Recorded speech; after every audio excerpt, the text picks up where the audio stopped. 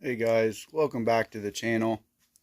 So if you've been here before, you remember this engine, and I have a video which I'll put a link in the description about how to make 500 horsepower out of your small block Chevy naturally aspirated. So this video today is actually going to be how to make 1,000 horsepower out of a small block Chevy. Stay tuned. Alright guys, so you want to make 1,000 horsepower with your small block. What it's going to take, one of two things, maybe both. You are going to need a lot of money, or you're going to have to put some power adders on it. Some nitrous, turbo, blower, supercharger. Pick your poison. So for instance, this engine here, it's just a little 355 street engine. Has some aluminum heads. Basically a budget build on this one. We hung a couple T45 or GT45s off this thing. Twin turbo, a little bit of boost. You'll get your you can easily accomplish 1,000 horsepower with this. But now, if you want to do it naturally aspirated, I'll tell you how to do that. Alright, while this motor may not be naturally aspirated, I'm going to explain to you on this one how to get that 1,000 horsepower.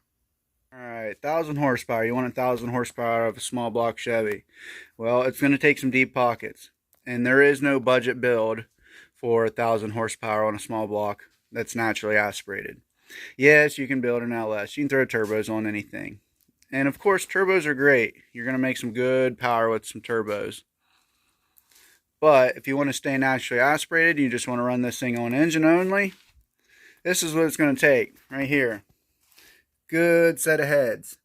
And I'm not talking about these AFRs with a 23 degree conventional head.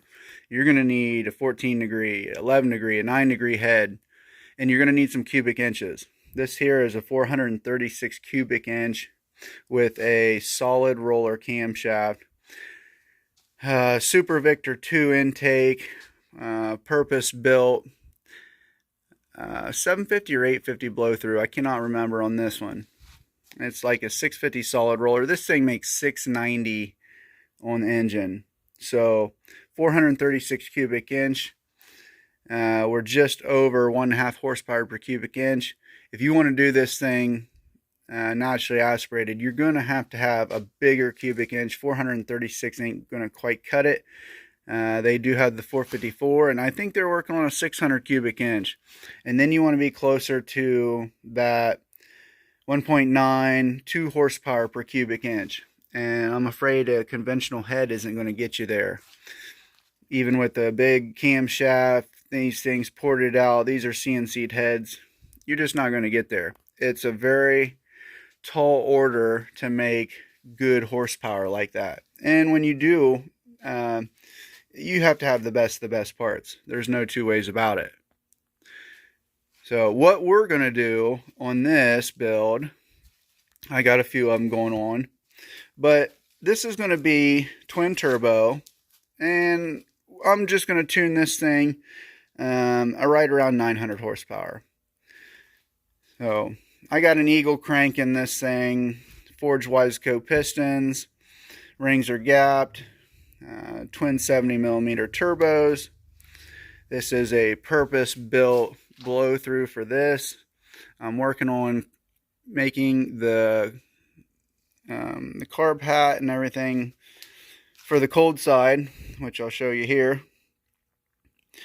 So it's just a little project. It's a lot of time, a lot of money, a lot of blood, sweat, and tears, as they say. But if you want to make that kind of horsepower, you're going to have the best of everything. Fuel system's got to be able to keep up. We're running a MagnaFuel 500 on this. Everything's MagnaFuel. And you got to turn the boost up.